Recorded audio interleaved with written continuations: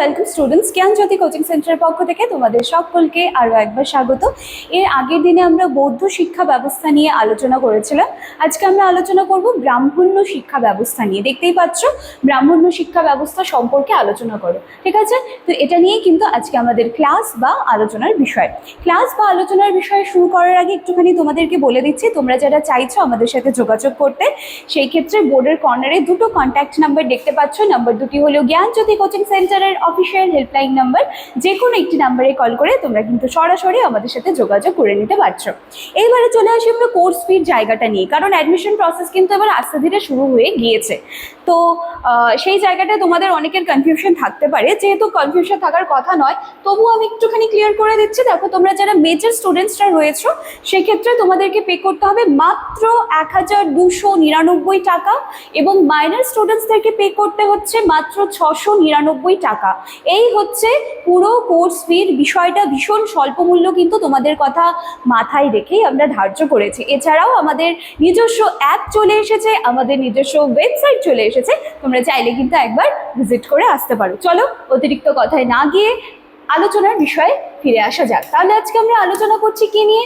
এই যে দেখো, ব্রাহ্মণ্য শিক্ষা ব্যবস্থা বা বৌদ্ধ শিক্ষা ব্যবস্থা, এগুলো না খুব একদম ধরা বাঁধা টপিক, তাই না? এক্সামে আসার মতো একদম ধরা বাঁধা টপিক। তোমরা প্রিভিয়াস ইয়ারের কোয়েশ্চেন্স পেপারগুলো একটুখানি নিয়ে দেখবে কিছু না কিছু সেখান থেকে এসেছে, ঠিক আছে? তো আগের দিনে বৌদ্ধ শিক্ষা আমি কমপ্লিট করে দিয়েছি, আজকে ব্রাহ্মণ্য শিক্ষা ব্যবস্থা কমপ্লিট করবো। তো চলো, আমরা সকলেই জানি যে ব্রাহ্মণ্য শিক্ষা ব্যবস্থায় সব থেকে হাইলাইটেড যে পয়েন্টটা সেটা কি? সেটা ছিল গুরুকুল ব্যবস্থা, তাই তো? গুরুগৃহে থেকে শিক্ষা গ্রহণ করা। তো চলো শুরু করা যাক। প্রাচীন ভারতের শিক্ষা ব্যবস্থার মূল কেন্দ্রবিন্দু কি ছিল?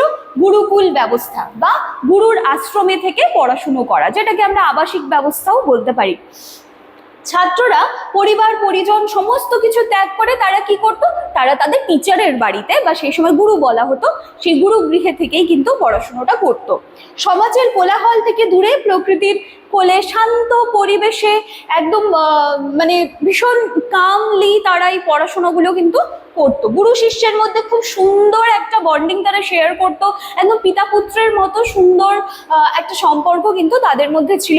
এছাড়াও গুরুকে কিন্তু সমাজের সর্বোচ্চ সম্মানের আসনে কিন্তু রাখা হতো, তাই না? গুরু মানে হচ্ছে সর্বশ্রেষ্ঠ আসন ওনার, তাই তো? এই যে দেখো ছবি দেখতে পাচ্ছি, এভাবেই কিন্তু বাচ্চারা পড়াশোনা করতো। ক্লিয়ার আছে? চলো এবার তাহলে সেকেন্ড স্লাইডে যাওয়া যাক। দেখো, এবার শিক্ষার প্রধান লক্ষ্য, যে এই যে গুরুকুল শিক্ষা যেটা আমরা বলছি, তাহলে এই শিক্ষার প্রধান লক্ষ্যগুলো কি থাকা উচিত? লক্ষ্যগুলো ছিল চরিত্র গঠন, আধ্যাত্মিক বিকাশ এবং সামাজিক দায়িত্ব। চরিত্র গঠনের মধ্যে কোন বিষয়গুলো চলে আসবে? সেলফ কন্ট্রোল চলে আসবে সবার প্রথমে, আত্মনিয়ন্ত্রণের বিষয় চলে আসবে, আর কি? নৈতিকতা। কঠোর শৃঙ্খলার মাধ্যমে শিক্ষার্থীর আদর্শ চরিত্র গঠন করা ছিল প্রাথমিক লক্ষ্য, তাই তো? আচ্ছা, এরপরে চলে আসে আধ্যাত্মিক বিকাশ। আধ্যাত্মিক বিকাশ মানে কি? মোক্ষ লাভ করা বা আত্ম উপলব্ধি করা। তো এই শিক্ষা ব্যবস্থা চূড়ান্ত লক্ষ্য এটাই ছিল যে আমরা জ্ঞান তো লাভ করব, কিন্তু এর পাশাপাশি এই যে পরলৌকিক বা আধ্যাত্মিক যে চেতনা রয়েছে সেটারও কিন্তু উন্মেষ ঘটানো একটা জায়গাটা কিন্তু সেটা নিয়েও কথা বলা হয়েছে। তারপরে চলে আসছি আমরা সামাজিক দায়িত্ব। সামাজিক দায়িত্ব ভীষণ সিম্পল রয়েছে, সমাজের প্রতি যে আমাদের দায়িত্ব কর্তব্যগুলো থাকবে, তো সেই বিষয়গুলো সম্পর্কেও কিন্তু তাদেরকে শেখানো হতো। তাহলে ক্লিয়ার আছে? ব্রাহ্মণ্য শিক্ষা ব্যবস্থার প্রধান লক্ষ্য যদি বলে চরিত্র গঠন, আধ্যাত্মিক বিকাশ এবং সামাজিক দায়িত্ব, একদম সিম্পল। আচ্ছা, এবার চলে আসি আমরা আচার ও নিয়ম কানুন। দেখো, এখানে রয়েছে উপনয়ন সংস্কার এবং ব্রহ্মচর্য আশ্রম। উপনয়ন কি? এটা ভালো করে কিন্তু পড়তে হবে তোমাদেরকে। উপনয়ন বা পৈতে ধারণ করে, আমরা জানি না একটা রিচুয়ালস রয়েছে, হ্যাঁ সেটাই। তো উপনয়ন বা পৈতে ধারণের মাধ্যমে একজন শিক্ষার্থীর কিন্তু মানে অফিসিয়ালি বিদ্যাচর্চাটা শুরু হয়ে যাচ্ছে, আনুষ্ঠানিকভাবে বিদ্যাচর্চাটা শুরু হয়ে যায়। একে ব্রাহ্মণ্য ধর্মে দ্বিজ বলে। দ্বিজ মানে কি বলতো? দ্বিতীয় জন্ম, তাই না?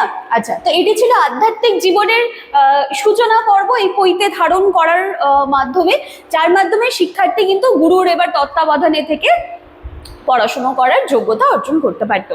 আচ্ছা, সেকেন্ডলি কি আছে? ব্রহ্মচর্য আশ্রম, যেখানে গুরুর আশ্রমে যখন তারা থাকে, বাচ্চারা বা ছাত্ররা সেই সময় যখন তারা গুরুর আশ্রমে থেকে পড়াশোনা করতো, তখন তাদের কিন্তু কঠোর নিয়ম শৃঙ্খলা এবং ব্রহ্মচর্য পালন করতে হতো। তাদেরকে সমস্ত ভোগ বিলাস, এই যে জায়গাগুলো যে রয়েছে, সে সমস্তগুলোকে কিন্তু পিছনে ফেলে দিয়ে তাদেরকে একদম সিম্পল যে লাইফস্টাইল হয় সেটা তাদেরকে অতিবাহিত করতে হতো, ভিক্ষান্ন গ্রহণ করতে হতো, গুরুর সেবা করতে হতো। তার মানে তাদের শুধু পড়াশুনো নয়, তাদের কিন্তু সমস্ত দিকের বিকাশ কিন্তু এই গুরুগৃহে থেকে করানোর চেষ্টা করা হতো। আচ্ছা, এবার চলে আসি আমরা তাদের পাঠ্যক্রম ও পদ্ধতির মধ্যে কোন বিষয়গুলো ইনক্লুডেড ছিল। চলো দেখা যাক। শিক্ষাদান পদ্ধতি ছিল মূলত মৌখিক। আমরা সকলেই জানি যে আগেকার দিনে কি হতো, গুরু বলতো এবং সেটা কিন্তু শুনে শুনে মনে রাখতে হতো, যেটাকে কিন্তু শ্রুতি বলা হয়। ঠিক আছে। প্রধান পাঠ্য বিষয় কি ছিল? বেদ, বেদাঙ্গ, উপনিষদ ও দর্শন। এছাড়াও ব্যাকরণ, জ্যোতিষ, গণিত, ছন্দ, চিকিৎসাবিদ্যা, যার মধ্যে আয়ুর্বেদ বিদ্যা এটা চলে আসে, এগুলো সমস্ত কিছু শেখানো হতো।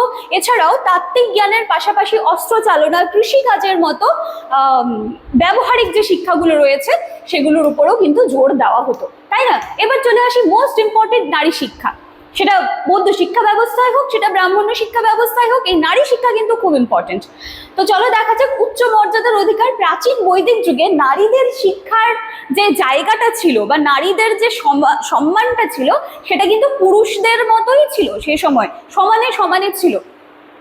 কিছু বিদুষী নারীদের নাম এটা আমরা খুব ছোট ক্লাস থেকে জেনে এসেছি, গার্গী, মৈত্রেয়ী, অপালা, লোপামুদ্রা প্রমুখ বিদুষী নারীরা বা মহীয়সী নারীরা, যারা সেই সময় কিন্তু এক একটা এক্সাম্পল সেট করেছিলেন সেই সময়। ঠিক আছে। আচ্ছা, এবার বেদ রচনায় অংশগ্রহণ। অনেক নারী ঋষি বৈদিক মন্ত্র ও স্তোত্র রচনায় গুরুত্বপূর্ণ অবদান রেখে গিয়েছেন এবং পরবর্তী যুগের অবনতিতে দেখতে পাচ্ছি যে অত্যন্ত মানে কি বলবো, যে একটা পরিতাপের বিষয় যে পরবর্তী বৈদিক যুগ যখন চলে আসে সেই সময় রক্ষণশীলতার কারণে এই যে নারীদের শিক্ষা বা নারীদেরকেও তাদের সমাজে যে মর্যাদাটা পাওয়া দরকার সেই সুযোগ কিন্তু আস্তে আস্তে নারীরা হারিয়ে ফেলছিল, তাই না? আচ্ছা, এই হচ্ছে তাহলে বিষয়। তো চলো, আচ্ছা এখানে একটা খুব সুন্দর শ্লোক দেওয়া আছে, গুরু ব্রহ্মা গুরু বিষ্ণু গুরুদেব মহেশ্বরা গুরু সাক্ষাৎ পরম ব্রহ্ম তস্मै শ্রী গুরুবে নমঃ। তাহলে এই জিনিসটা আমরা সকলেই জানি, কারণ গুরুকে আমরা কিন্তু একদম সর্বশ্রেষ্ঠ আসনে সবসময় রাখার চেষ্টা করি। তো চলো, আজকের ক্লাস বা আলোচনার বিষয় আমি এখানেই শেষ করছি। দেখা হচ্ছে আবার নেক্সট দিনের ক্লাসে একটা নতুন টপিক নিয়ে। Thank you.